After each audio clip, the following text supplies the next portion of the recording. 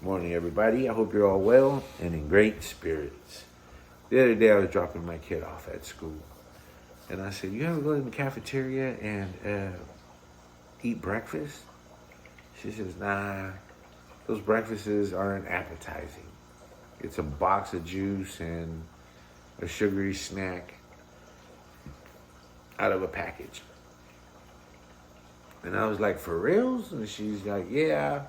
Ever since the former first lady, and I don't know how the kids tied it to Michelle Obama, but somehow the kids blamed her. The which I thought was funny because all the kids are pretty PC. It's very the school is very big on inclusivity.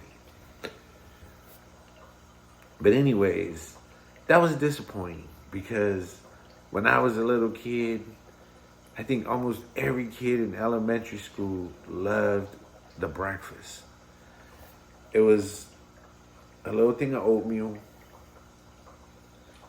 with some cinnamon and sugar sprinkled on it and a little piece of butter.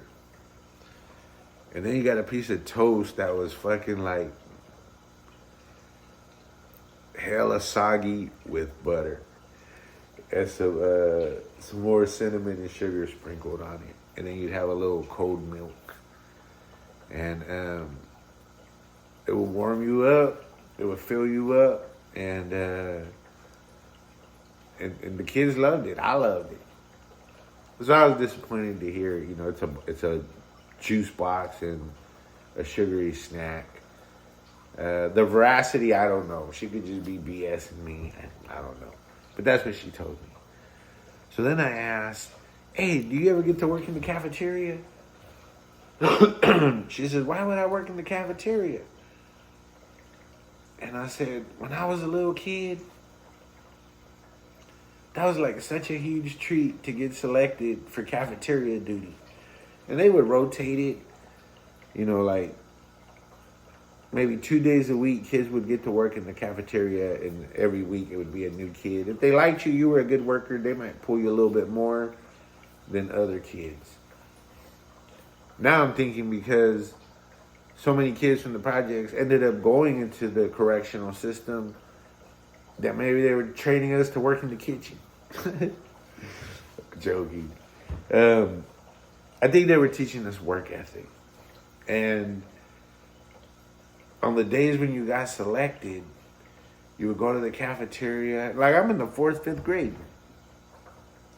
And you put on a little apron, and you put on a hairnet, and then you do cafeteria work. You might have to wash some dishes. You might get to slice the pizza.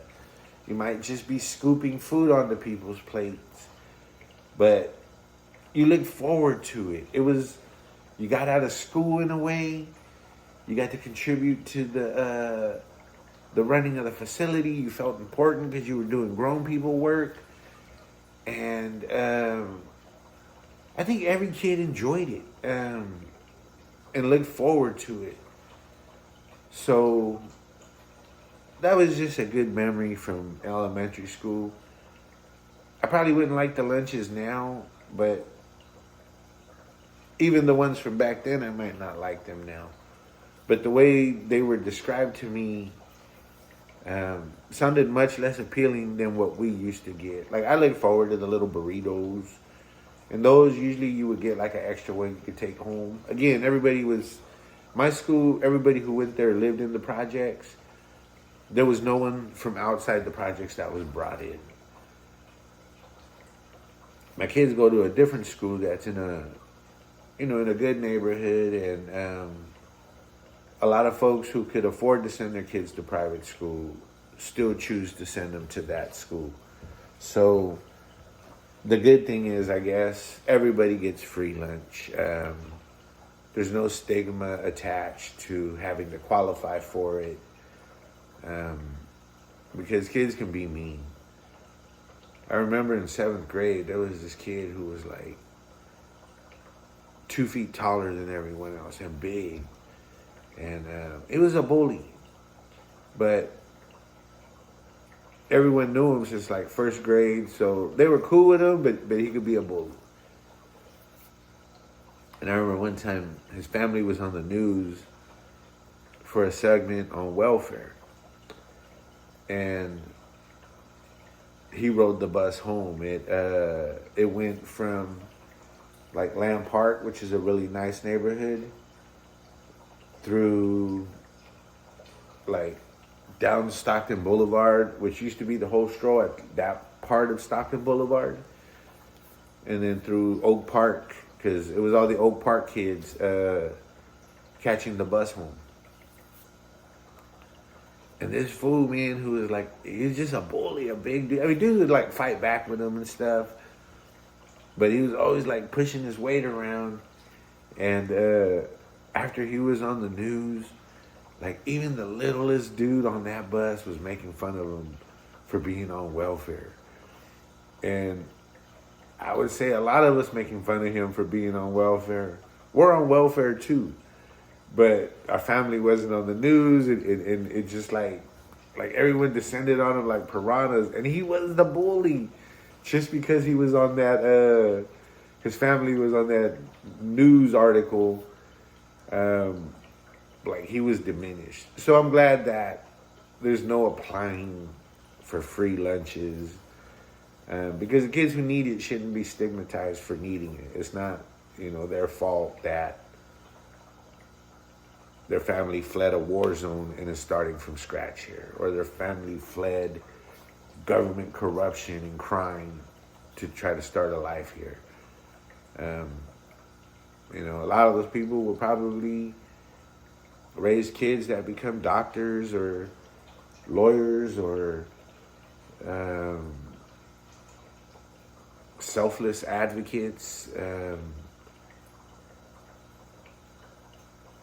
Great fathers, great mothers, good friends, decent people. So that's good that stigma is gone. Kids shouldn't be made fun of because of the circumstances they come from. But kids are mean, man, even kids from the same circumstances. So that's a good thing about the school lunches, but I'm kind of sad that my kid won't get to try those overly buttered and cinnamon sugar toast and oatmeals. Like the joy of like one day you get a chocolate milk.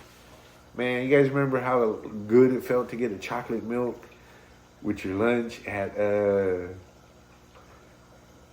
in elementary school, and if you got it with a burrito, oh man, that was like the best day. So I know I posted a video of Tony Soprano saying that remember when is the cheapest form of conversation. So hopefully this didn't cheapen you too much, and ideally you'd forgotten about these things because you old like me, and this reminded you of them and put a smile on your face. That's what I really wanted. So that said, much love and have a good one.